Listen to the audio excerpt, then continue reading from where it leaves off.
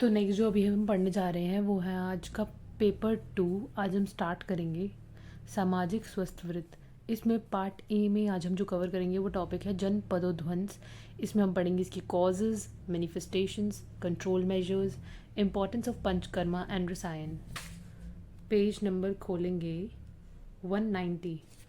ठीक है, तो आपको ये टॉपिक मिलेगा जन पदोध्वंस। तो जन पदोध्वंस होता क्या है, सबसे पहले हम थोड़ा इसके बारे में इंट्रोडक्शन पढ़ लेते हैं। तो जन पदोध्वंस also known as epidemics. Alright, जनपद का अर्थ है कोई स्थान विशेष तथा ध्वंस का अर्थ है विनाश। तो जब भी हम ऐसी टर्म देखते हैं जहाँ पे लिखा है जनपदोध्वंस, ठीक है, तो इसका संधि विच्छेद करेंगे पहले तो इसमें क्या आएगा, जनपद, एक शब्द है इसमें जनपद और एक है ध्वंस। तो जनपद का अर्थ है कोई स्थान विशेष तथा ध्वंस का अर्थ है विनाश, किसी स्थान विशेष का विनाश होना इज नोन एज जनपदोध्वंस। जब रोग स्थान विशेष में वहाँ के वातावरण के दूषित हो जाने से तेजी से फैलता है तो उसे जनपदोध्वंस कहा जाता है। जनपदोध्वंस का वर्णन चरक विमान स्थान अध्याय 3 में किया गया है। जनपदोध्वंस को जनमार, मरक या महामारी भी कहा जाता है। तो अगर मैं लेटेस्ट बात करूं जनपदोध्वंस की, तो वो अभी लास्ट जो हम जिससे हम गुजरे हैं वो है कोविड। ठीक है, तो कोरोना के टाइम पे जो हुआ था उसे हम आयुर्वेद की भाषा में बोले तो हमारी लैंग्वेज में उसे जनपदोध्वंस कहा जाता है, एपिडेमिक। ऑलराइट, जिसमें क्या हुआ था कि जहाँ पर स्थान विशेष मतलब कि जहाँ हम रह रहे थे वो सारा दूषित हो गया था। तभी तो हमें बोला जा रहा था कि आप अपने आप को आइसोलेट कर लीजिए। ठीक है, क्योंकि जो वातावरण था वही सारा का सारा दूषित हो चुका था। वायरस ऐसे फैल रहा था, किसके थ्रू फैल रहा था, वायु के थ्रू फैल रहा था। राइट, तो इसमें 4 चीज़ें जो होती हैं वो खराब हो जाती हैं। वातावरण में 4 चीज़ें जो होती हैं मेनली वो दूषित हो जाती हैं, जो कि क्या है, वायु, जल, देश, काल। ये 4 चीज़ें जो है ना ये दूषित हो जाती है। कौन सी 4 चीज़ें हैं ये, वायु, जल, देश और काल, ये 4 चीज़ें दूषित हो जाती हैं। तो वही लिखा है कि जनपद का अर्थ है कोई स्थान विशेष, ठीक है। ध्वंस का अर्थ है विनाश, किसी स्थान विशेष का विनाश हो जाना, किसके द्वारा, रोग के द्वारा। जब रोग स्थान विशेष में वहाँ के वातावरण, यानी कि वातावरण से हमारा क्या तात्पर्य है, वो 4 चीज़ें वायु, देश, काल, जल, इन 4 चीज़ों को दूषित कर जाती है तो वो तेजी से फैलता है, तो इसे जनपदोध्वंस कहा जा सकता है। जनपदोध्वंस का वर्णन चरक विमान स्थान अध्याय 3 में किया गया है। कहाँ वर्णन किया गया है, चरक के विमान स्थान के अध्याय 3 में किया गया है। तो जनपदोध्वंस को क्या क्या बोला गया है, जनमार, मरक या महामारी भी कहा गया है। आचार्य अग्निवेश भगवान आत्रेय से पूछते हैं कि मनुष्य भिन्न भिन्न प्रकृति के होते हैं, आहार, देहबल, सातमय, मन तथा आयु में विभिन्न होते हुए भी एक साथ ही समस्त व्यक्ति एक ही प्रकार के रोग से ग्रसित कैसे हो सकते हैं। ठीक है, तो वो पूछते हैं कि जो हर व्यक्ति होता है, जैसे कि हम मानते हैं कि हर व्यक्ति का प्रकृति अलग होती है, आहार अलग होता है, देह बल अलग होता है, सात्मय अलग होता है, मन अलग होता है, आयु अलग होता है। तो जब हर व्यक्ति की प्रकृति भिन्न भिन्न है, हर व्यक्ति डिफरेंट है, तो एक साथ एक ही टाइम पे सारे के सारे एक ही रोग से ग्रसित कैसे हो सकते हैं, ये ऐसा पूछते हैं अग्निवेश आत्रेय से। तो आत्रेय जवाब देते हैं कि असमान प्रकृति, आहार आदि भावों वाले इन मनुष्यों के अन्य भाव जो कि समान है, उनके एक ही समय में विकृत होने से समान लक्षण वाला रोग उत्पन्न होकर जनपद का विनाश कर डालता है। भाव, और वो समान भाव क्या है जो दूषित होते हैं, वो है वायु, जल, देश और काल। तो आत्रेय कहते हैं कि माना कि सबकी प्रकृति भिन्न है, सबका देह बल अलग है, सबका आहार अलग है, सबकी आयु अलग है, ठीक है, परंतु जब जनपदोध्वंस होता है तो होता क्या है कि जो समान भाव है ना सभी में, जो 4 समान भाव मैंने बताए, जो 4 समान भाव है वो क्या है, 4 समान भाव, देश, काल, जल, वायु। जब ये 4 समान जो फैक्टर्स है, जब ये दूषित हो जाते हैं तो होता है जनपदोध्वंस। ठीक है, तो विकृत वायु के लक्षण, अब इन 4 के बारे में पढ़ना है। तो जनपदोध्वंस में मेन चीज़ जो आपको याद रखनी है वो यही याद रखनी है कि वातावरण दूषित हो जाता है, और वातावरण में भी 4 फैक्टर्स दूषित हो जाते हैं। वो क्या होते हैं, वायु, जल, देश, काल। ठीक है, तो ये मेन है, ये याद रखना है। फिर उसके बाद आप पर्याय लिख सकते हो, जनमार, मरक और महामारी। ठीक है, उसके बाद आप चाहो तो ये भी वार्तालाप भी लिख सकते हो पेपर में। उसके बाद आपने ये मेन लिखना है कि विकृत वायु के लक्षण, विकृत जल के लक्षण, विकृत देश के लक्षण और विकृत काल के लक्षण। ठीक है, तो ये है मैनिफेस्टेशन। आप सिलेबस का पॉइंट पढ़ेंगे तो उसमें ये हम मैनिफेस्टेशन के बारे में पढ़ रहे हैं तो मैनिफेस्टेशन में क्या आता है, विकृत वायु के लक्षण। अब इनके लक्षणों के बारे में पढ़ेंगे कि जब ये हो गया तो अब कैसे पता चलेगा कि विकृति आ चुकी है वायु में। तो हमें ये कैसे पता चलेगा कि वायु में विकृति आ चुकी है, ये तब पता चलेगा जब वायु अस्वास्थ्यकर हो। यह ऋतु के स्वभाव से विषम अर्थात अत्यंत रुक रुक कर बहने वाली या अधिक वेग से बहने वाली, अत्यंत कर्कश, अधिक शीत, अधिक उष्ण, अधिक रूक्ष, अधिक नमी युक्त, अति भयंकर शब्द वाली, भिन्न भिन्न दिशाओं से आकर परस्पर टकराने वाली, अधिक कुंडलित, अप्रिय गंध, वाष्प, सिक्ता, धूल व धुआं युक्त होती है। मतलब कि कुछ असमान होती है, विकृत हो जाती है। विकृति कैसे हो जाएगी वायु में, जब वो ज़्यादा ठंडी हो जाएगी या ज़्यादा गर्म हो जाएगी, ज़्यादा रूक्ष हो जाएगी, ज़्यादा नमी वाली हो जाएगी, बहुत तेज़ी से बहेगी या रुक रुक कर चलेगी, या बहुत ज़्यादा रूक्ष हो जाएगी, कर्कश हो जाएगी, ज़्यादा बहुत तेज आवाज़ निकालेगी, कुंडली की तरह बहुत ज़बरदस्त तरीके से घूमेगी, गंध आएगी अजीब सी, वाष्प होगा, सिक्ता होगा, धूल होगा, धुआं होगा। तो ये बताया गया है कि विकृत वायु के क्या लक्षण होते हैं। फिर उसके बाद आता है विकृत जल के क्या लक्षण होते हैं। तो विकृत जल के लक्षण बताए गए हैं कि यह जल अत्यंत विकृत गंध, जो ये जल है ये एक अजीब सी गंध वाला होता है, वर्ण वाला होता है, रस वाला होता है, एक अजीब से स्पर्श वाला होता है, क्लिन्नता युक्त होता है, गंदगी युक्त होता है। जलचर पक्षी इसे छोड़ देते हैं, जो भी वाटर एनिमल्स होते हैं ना, जो भी पानी में रहते हैं, वो इसे छोड़ देते हैं, या जलाशय सूख जाता है, जो जलाशय होता है जैसे नदियाँ हैं, है ना, और जितने भी ये तट वगैरह है वो सब सूख जाते हैं, या जिस जलाशय में रहने वाले प्राणी मर जाएं तथा यह पीने में स्वादिष्ट नहीं होता। तो या तो जो भी उसमें एनिमल्स रह रहे हैं या तो वो उसे छोड़ जाते हैं या फिर वो मर जाते हैं, ठीक है, और ये पीने में बिल्कुल टेस्टी नहीं होता है, और गंध वर्ण रस ये स्पर्शयुक्त मतलब सब कुछ चेंज हो जाता है इस जल में, ठीक है। फिर विकृत देश के क्या लक्षण होते हैं, जिस देश के प्राकृतिक वर्ण गंध रस तथा स्पर्श विकार युक्त हो गए हों और अधिक मात्रा में जहाँ क्लिन्नता पैदा हो गई हो, ज़्यादा गंदा हो गया हो, सर्प, हिंसक प्राणी, मच्छर, टिड्डी, मक्खी, चूहे, उल्लू, गीद, सियार आदि से घिरा हुआ, जहाँ तृण घास फूस अधिक हो गई हो, जहाँ फसलें अपने आप नष्ट हो रही हो, जहाँ पे फसलें अपने आप ही खत्म होती जा रही हैं, जहाँ हवा के साथ धुआं उड़ रहा हो, हवा के साथ गंदगी उड़ रही हो, चिड़ियाँ निरंतर चहचहाती हो, चिड़िया ची ची ची ची करती जा रही है, कुत्ते निरंतर भौंकते हो, कुत्ते कॉन्टिन्यूस भौंकते जा रहे हैं, मृग एवं पक्षी समूह इधर उधर भागते हो, मृग जो है डियर्स हैं और जो पक्षी हैं वो इधर उधर भाग रहे हैं, जहाँ के व्यक्तियों ने धर्म कार्य सत्य भाषाशील सदाचार और सदगुणों को छोड़ दिया हो, जहाँ पर मतलब बुरी एक्टिविटी ज़्यादा होती है, जैसे कि अब जैसे आजकल के टाइम में आप देखेंगे तो रेप के केसेस बहुत आ रहे हैं, क्राइम बढ़ता जा रहा है, छोटे छोटे बच्चे क्राइम कमिट कर रहे हैं। तो ये सब क्या है, ये सब यही है कि सद्गुणों को सब छोड़ रहे हैं, सदाचार का पालन नहीं कर रहे हैं, ठीक है। गंदगी संसार में बढ़ती जा रही है, दुराचार बढ़ता जा रहा है, अत्याचार बढ़ता जा रहा है।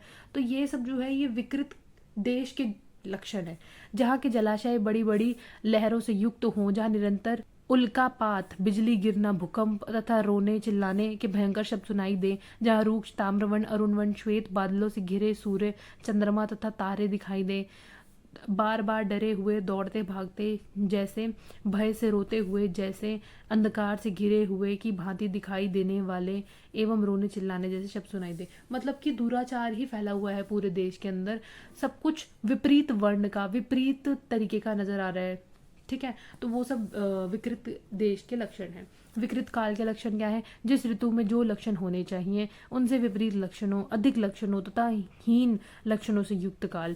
इन भावों में वायु, जल, देश, काल उत्तरोत्तर बलवान होते हैं, ठीक है। सबसे पहले वायु, फिर जल, फिर देश, फिर काल जो है उत्तरोत्तर बलवान होते हैं इन भावों में, ठीक है। सबसे बलवान क्या है, काल।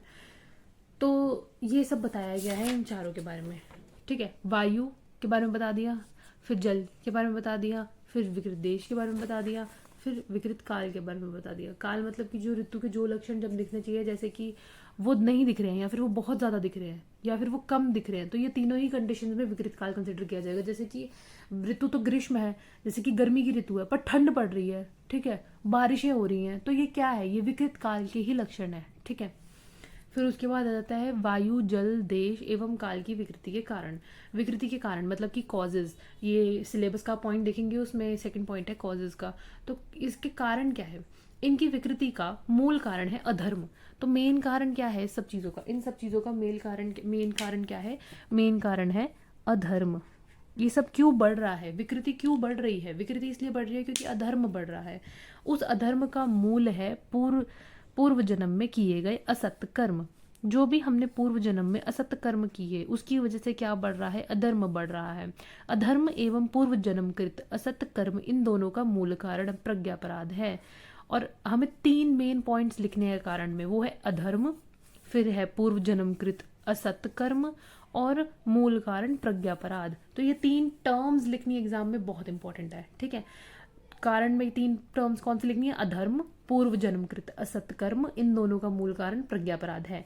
जैसे देश, नगर, निगम तथा जनपद के प्रधान पुरुष जब धर्म मार्ग का त्याग करके अधर्म से प्रजा के साथ व्यवहार करते हैं, तब उनके आश्रय में रहने वाले तथा अन्य निवासी एवं व्यापारी उस अधर्म को चारों ओर बढ़ा देते हैं। तब वह अधर्म धर्म को ढक देता है। तदनंतर उन अधर्मियों के ऊपर से देवता भी अपनी दृष्टि हटा लेते हैं। तब उस स्थान पर ऋतुएं विकृत हो जाती हैं। होता क्या है कि जैसे कि सपोज करो एक राज्य का राजा है, वही अधर्म कर रहा है, वो स्त्रियों के साथ अत्याचार कर रहा है, गलत कर्म कर रहा है, तो जैसे राजा करेगा वैसे उसकी प्रजा करेगी, तो प्रजा भी गलत कर्म कर रही है। तो ऐसे करते करते जो है अधर्म बढ़ता चला जाता है, ठीक है। तो फिर अधर्म बढ़ता चला जाएगा तो फिर उस स्थान पर ऋतुएं विकृत हो जाएंगी धीरे धीरे करके, क्योंकि उस पर से भगवान भी अपनी नजर दृष्टि हटा लेता है कि फिर इंद्र समय पर जल नहीं बरसाते, तो उस स्थान की ऋतुएं विकृत हो जाती हैं। इंद्र जल समय पर नहीं बरसाते, ठीक ढंग से वायु नहीं चलती, पृथ्वी विकृत हो जाती है, जलाशयों में पानी सूख जाता है, औषधियां अपने स्वभाव को छोड़कर विकार युक्त हो जाती हैं, तथा स्पर्श योग्य तथा खाने योग्य वस्तुओं के दोष से जनपदों का विनाश हो जाता है, ठीक है। तो कहने का मतलब ये है कि धीरे धीरे करके जैसे जैसे अधर्म बढ़ता है, पूर्व जन्मकृत असत कर्म होते हैं, इन दोनों का जो मूल कारण है प्रज्ञापराध, जब ये सब बढ़ चुका होता है ना, अधर्म बढ़ चुका होता है, तब धीरे धीरे करके ऋतुएं विकृत होती हैं, फिर इंद्र जल नहीं बरसाते, फिर पृथ्वी भी विकृत हो जाती है, पानी सूख जाता है, औषधीय स्वभाव छोड़ जाती है, सब विकृत हो जाता है एक तरीके से, ठीक है। और इस विकृति के कारण क्या है, प्रज्ञापराध, पूर्व जन्मकृत असत कर्म और अधर्म, ठीक है। शस्त्र द्वारा होने वाले जनपद ध्वंस का भी मूल कारण अधर्म है। शस्त्र द्वारा होने वाले जनपद ध्वंस का भी मूल कारण धर्म है। जिनका लोभ, क्रोध, मोह, अभिमान अधिक बढ़ जाता है, वे दुर्बलों का अपमान कर अपने भाई बंधुओं तथा दूसरों के विनाश के लिए शस्त्र द्वारा परस्पर आक्रमण करते हैं। एक तो जनपद ध्वंस होता है जो इन चारों के फैक्टर्स के विकृत होने से होता है, ठीक है। वायु, जल, देश, काल, इनके विकृत होने से होता है एक जनपद ध्वंस। एक जनपद ध्वंस होता है जो शस्त्र द्वारा होता है। जो शस्त्र द्वारा होता है वो क्यों होता है, क्योंकि लोभ, क्रोध, मोह, अभिमान अधिक बढ़ जाता है, ठीक है। तो वो दुर्बलों का अपमान कर अपने भाई बंधुओं तथा दूसरों के विनाश के लिए शस्त्र द्वारा परस्पर आक्रमण करते हैं। धर्म या अपवित्रता आदि उपचार से राक्षस गण व भूत गण बल प्राप्त करके प्राणियों को मार देते हैं। अभिशाप से उत्पन्न जनपद ध्वंस एक जनपद ध्वंस जो अभिशाप से उत्पन्न होता है, जिनका धर्म लुप्त हो गया हो और जो धर्म करने योग्य नहीं रह गए हों, जो गुरु, वृद्ध, सिद्ध, ऋषि तथा पूज्य जनों का अपमान कर अहितकर कार्यों को करते हैं, वे शीघ्र ही गुरु आदि के शाप से भस्म हो जाते हैं। तो एक जनपद ध्वंस हो गया ये 4 कारणों के विकृत होने से, एक हो गया शस्त्र द्वारा, एक हो गया अभिशाप से। 3 तरीके के जनपद ध्वंस बताए गए हैं, ठीक है। फिर उसके बाद बताया गया है कि इनको रोकने के उपाय एवं चिकित्सा। तो जो कंट्रोल मेजर्स हैं, ये भी एक पॉइंट है सिलेबस के अंदर। तो कंट्रोल मेजर्स क्या हैं, वायु आदि चारों के दुष्ट होने पर भी जब विकृत काल का अंत हो जाता है, तब जिनकी उचित औषधियों से चिकित्सा की जाती है तो वे मनुष्य स्वास्थ्य लाभ करते हैं। वो कह रहे हैं कि रोकने के उपाय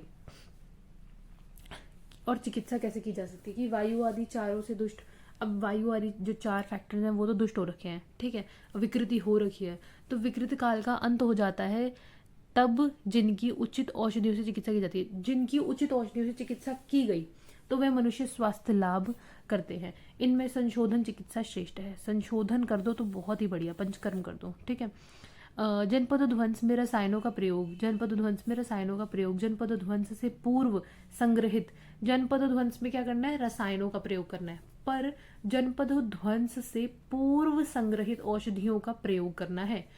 जो जनपदों ध्वंस का पीरियड चल रहा है उस टाइम पे तो 4 फैक्टर्स ऑलरेडी जो है वो विकृत हैं ही। जल, वायु, देश, काल, जो 4 मेन फैक्टर्स होते हैं औषधि को प्रोड्यूस करने वाले, वो तो विकृत ही हैं। तो तब आपने औषधि नहीं एकत्रित करनी। तो जनपदों ध्वंस के टाइम पे जब हम चिकित्सा करते हैं तो हम पूर्व संग्रहित औषधियों का प्रयोग करते हैं। जनपदों ध्वंस में पूर्व संग्रहित औषधियों का प्रयोग करते हैं। सत्य भाषण, प्राणियों में दया, दान, बलि कर्म, देवता पूजन, सद्वृत्त का आचरण, शांति, अपनी सब प्रकार से सुरक्षा, कल्याणकारक जनपदों में जाकर निवास करना, ब्रह्मचर्य का पालन करना, ब्रह्मचारियों, महर्षियों, जितेंद्रियों की सेवा करना, धर्मशास्त्र की कथा सुनाना, वृद्ध पुरुषों द्वारा प्रशंसित धार्मिक पुरुषों के साथ रहना आदि उपाय हैं। चिकित्सा के ही इतने सारे उपाय बता दिए कि देव का पूजन करना, बलि कर्म करना, कल्याण कर जनपदों में निवास करना, ब्रह्मचारी महर्षियों की सेवा करना, धर्मशास्त्र को सुनाना, ठीक है, और रसायनों का प्रयोग करना, और जनपदों ध्वंस से पूर्व एकत्रित औषधियों का उपयोग करना, संशोधन चिकित्सा करना। उपयुक्त उपाय उन व्यक्तियों के लिए है जिनकी मृत्यु का अभी समय नहीं हुआ है, जिनके कर्म मरने वालों के समान नहीं है। ये चिकित्सा लाभप्रद उन्हीं में ही होगी कि जिनका अभी समय नहीं आया है। जिनका समय आ रखा होगा वो तो मर ही जाएंगे, ठीक है, और जिनका नहीं होगा वो इन औषधियों के प्रयोग से, इस आचार रसायन के प्रयोग से जी जाएंगे, ठीक है। उसके बाद लास्ट टॉपिक बचा जो हमारे पास, वो है जनपद ध्वंस में रसायन व पंचकर्म का महत्व। तो काल पर्यंत चारों भावों के दुष्ट हो जाने पर, कौन से 4 भाव? वही देश, काल, वायु, जल। तो काल पर्यंत चारों भावों के दुष्ट हो जाने पर भी यदि उचित औषधों का उपयोग किया जाए तब रोग उत्पन्न नहीं होते। अगर हम सही औषधि का उपयोग करेंगे तो फिर रोगों से मुक्त हुआ जा सकता है, ठीक है। तो वही लिखा है, भैषजम द्विविधम च तत् स्वस्थस्य ओजस्करम किंचिद किंचिद आर्तस्य रोगनुत। ये किसकी डेफिनेशन है? ये रसायनवाजीकरण वाली डेफिनेशन है, जिसमें कि लिखा गया है कि वह जो स्वस्थ व्यक्तियों के लिए ऊर्जस्कर हो, अर्थात रसायन, वह जो रोगों को नष्ट करती हो। जनपद ध्वंस के समय में संपूर्ण वीर्य वाली जनपद ध्वंस से पहले एकत्र की गई व्याधियों का नाश करने वाली औषधियों के साथ रसायन का उपयोग भी महत्वपूर्ण स्थान रखता है। उन्होंने कहा कि ये तो ठीक है कि चलो अब व्याधि हो गई है तो हम लोग क्या करें कि जनपद ध्वंस से पहले हमने जो औषधियां एकत्र करी थी उनका हम उपयोग कर रहे हैं व्याधियों के नाश के लिए, वो तो ठीक है, पर साथ ही साथ हमें रसायन का उपयोग भी महत्वपूर्ण तरीके से करना है, वो भी एक अच्छा इंपॉर्टेंट स्थान रखता है। विभिन्न संहिताओं में रसायन के बहुत से गुणों का उल्लेख मिलता है, जैसे रसायन ओजवर्धक, बलवर्धक, धातुओं का पोषक, इंद्रिय प्रसादक व जरानाशक है। रसायन सेवन शरीर में ऊर्जा का संचार करता है। उपरोक्त गुणों के अतिरिक्त रसायन शरीर में रोग प्रतिरोधक क्षमता का विकास करता है। रसायन क्या करता है? रोग प्रतिरोधक क्षमता का विकास करता है, मतलब कि इम्यूनिटी को बढ़ाता है। जनपद ध्वंस के समय में व्यक्ति का बल क्षीण, ओज अल्प व रोग प्रतिरोधक क्षमता भी घट जाती है। अब जब जनपद ध्वंस होता है तो क्या होता है कि व्यक्ति का बल घट जाता है, ओज अल्प हो जाती है, रोग प्रतिरोधक क्षमता दैट इज इम्यूनिटी भी कम हो जाती है, तथा जिन व्यक्तियों की रोग प्रतिरोधक क्षमता पहले से ही क्षीण होती है उन्हें जनपद ध्वंस के समय फैलने वाली व्याधियां शीघ्र ही अपना ग्रास बना लेती हैं। मतलब कि जिन लोगों की रोग प्रतिरोधक क्षमता, जिनकी इम्यूनिटी पहले से ही कम है, तो उनको सबसे ज्यादा खतरा होता है, क्योंकि जनपद ध्वंस के समय जब वायरस चारों तरफ फैला होगा तो सबसे पहले व्याधि होने का जो डर है वो इन्हीं लोगों को है जिनका रोग प्रतिरोधक क्षमता कम है। इस समय में रसायन का उपयोग मनुष्य में ओज, बल व रोग प्रतिरोधक क्षमता बढ़ाता है। और अगर हम इस समय में रसायन का उपयोग करेंगे तो वो ओज, बल और रोग प्रतिरोधक क्षमता को बढ़ाएगा। चरक ने पंचकर्म को जनपद ध्वंस के समय उत्पन्न व्याधियों की श्रेष्ठ चिकित्सा बताया है। उन्होंने रसायन का तो महत्व माना ही माना है, साथ ही साथ उन्होंने पंचकर्म का भी महत्व बताया है। कैसे?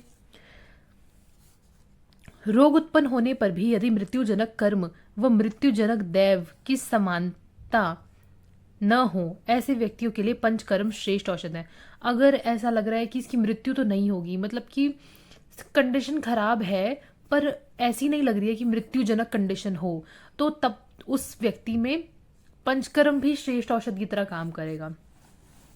पंचकर्म के द्वारा जब धातुएं अपनी प्राकृत अवस्था को अथवा सम अवस्था को प्राप्त कर लेती हैं तब रोगों की उत्पत्ति नहीं होती। पंचकर्म करेंगे तो उसमें हमारा क्या क्या आता है, वमन विरेचन आदि। तो उससे क्या होगा कि जो धातुएं हैं वो अपनी प्राकृत अवस्था में आ जाएंगी और दोषों का त्याग हो जाएगा। तो अथवा सम अवस्था को प्राप्त कर लेती है, तो जो दोष है वो सम अवस्था में आ जाएंगे, तो रोगों की उत्पत्ति ऑटोमेटिकली नहीं होगी। अतः मनुष्य को जनपद ध्वंस से पहले ऋतु अनुसार संशोधन करवाते रहना चाहिए, जिससे उनके दोष व धातुएं सम अवस्था में रहें तथा उनका व्याधि क्षमत्व उत्तम बना रहे एवं जनपद ध्वंस के समय उत्पन्न व्याधि व दोष अनुसार पंचकर्म का उपयोग करना चाहिए।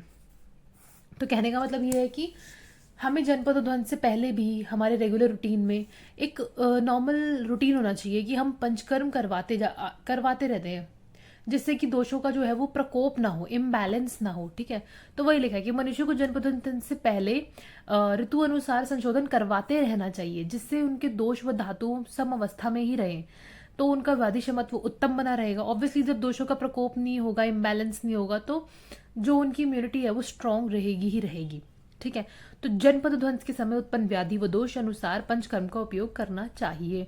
तो ये महत्वपूर्ण ये इंपॉर्टेंस बताई गई है रसायन की और पंचकर्म की। ठीक है, तो यहाँ पे हम इस टॉपिक को भी खत्म करते हैं। तो हमने क्या क्या पढ़ा हम एक बार समराइज कर लेंगे। उससे पहले मैं ये बोलना चाहूंगी कि जो ये वाला टॉपिक है जनपद ध्वंस में रसायन व पंचकर्म का महत्व, जो ये टॉपिक मैंने अभी पढ़ाया है, ये जो है ये सर्वेश अग्रवाल वाली बुक में इतना क्लियरली पॉइंट वाइज नहीं दिया हुआ है। तो आप जो मैंने ये नोट्स पढ़ाए हैं इन्हीं में से ही आप कॉपी कर सकते हैं। ठीक है, ये दूसरी बुक के नोट्स हैं इस टॉपिक के लिए। और अभी मैं इनको इस टॉपिक को कंक्लूड करती हूँ। कंक्लूड करते हुए हम ये क्या क्या देखते हैं कि जनपद ध्वंस के बारे में पढ़ा हमने कि ठीक है, जनपद ध्वंस कब होता है, जब वातावरण में 4 जो फैक्टर्स हैं वो दूषित हो जाते हैं, वायु जल देश काल। उसके बाद इसको पर्याय क्या होते हैं, जन्मार, मरक, महामारी। फिर उसके बाद अग्निवेश और आत्रेय में बीच में जो वार्तालाप हुआ वो अगर आप लिखना चाहें कंटेंट बढ़ाने के लिए तो वो लिख सकते हैं। फिर मैनिफेस्टेशन कैसी हुई कि हमने उसके लक्षण बताए कि विकृत वायु के लक्षण क्या होते हैं, विकृत जल के लक्षण क्या होते हैं, विकृत देश के लक्षण क्या होते हैं। उसके बाद हमने विकृत काल के लक्षण देखे कि जिस ऋतु में जो होना चाहिए वो नहीं हो रहा, उसके ऑपोजिट ही कुछ हो रहा है। और फिर उसके बाद हमने वायु जल देश एवं काल की विकृति के कारण देखे। कारण में 3 मैंने आपको मेन फैक्टर्स बताए थे जो आपको बोलने ही बोलने हैं, वो अधर्म, प्रज्ञापराध, पूर्व जन्म कृत असत्य कर्म। ठीक है, तो ये 3 आपको जरूर से मेंशन करने ही करने हैं। उसके बाद जो जनपद ध्वंस का कारण है वो शस्त्र द्वारा भी हो सकता है और अभिशाप द्वारा भी हो सकता है। उसके बाद इसको रोकने के उपाय एवं चिकित्सा, तो कंट्रोल मेजर्स जो थे वो संशोधन चिकित्सा बताई गई है, रसायन का प्रयोग बताया गया है, पर इसको डिटेल में यहाँ पे एक्सप्लेन नहीं किया गया है। और तो और यहाँ पे बोला गया कि 4 रसायन का भी पालन कर सकते हैं। 4 रसायन में भी जैसे बताया गया कि दान करना चाहिए और ब्रह्मचारी, महर्षि जितेंद्रियों की सेवा करनी चाहिए। तो ये सब जो है ये 4 रसायन के अंतर्गत भी आया हुआ है। तो इन शॉर्ट मैंने शॉर्ट करके आपको बता दिया कि संशोधन चिकित्सा, रसायनों का प्रयोग और 4 रसायन का पालन में जो पॉइंट बताए गए हैं वो भी लिख देंगे, तो भी इसकी चिकित्सा उपाय कंक्लूड हो जाएंगे। ठीक है, उसके बाद हमारा लास्ट टॉपिक आता है जनपद ध्वंस में रसायन व पंचकर्म का महत्व, जो कि मैंने अभी आपको बताया कि उसमें रसायन का क्या महत्व है। वो जो रसायन होता है वो ओजवर्धक होता है, बलवर्धक होता है, व्याधि क्षमत्व की जो ताकत होती है उसको बढ़ाता है। ठीक है, ऐसे ही पंचकर्म में भी हम पंचकर्म का उपयोग कहाँ कर सकते हैं, किन रोगियों में कर सकते हैं, और हमें जनपद ध्वंस से पहले भी ऋतु अनुसार संशोधन कराते रहना चाहिए। ठीक है, तो ये टोटल यही टॉपिक्स थे जनपद ध्वंस टॉपिक के अंदर। आई होप आपको समझ आया हो। सो share, like, subscribe and keep watching.